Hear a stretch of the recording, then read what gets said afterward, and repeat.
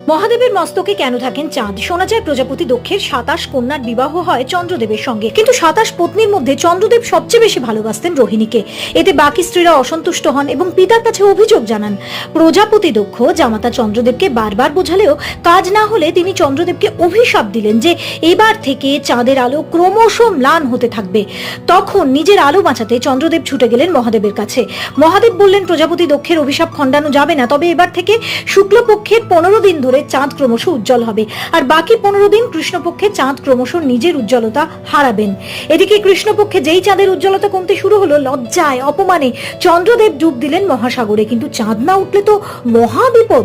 চাঁদ যাতে কোনোভাবে নিজের মুখ না লুকোতে পারেন, তাই কৃষ্ণপক্ষের এক ফালি চাঁদ মহাদেব নিজের মাথায় ধারণ করলেন। মহাদেব হলেন চন্দ্রশেখর। আর বলেন সমুদ্র মন্থনের সময় যখন সমস্ত বিষ ধারণ করে মহাদেব ভীষণ গরম বোধ করছিলেন, তখন তিনি নিজের মাথায় চাঁদকে রাখেন।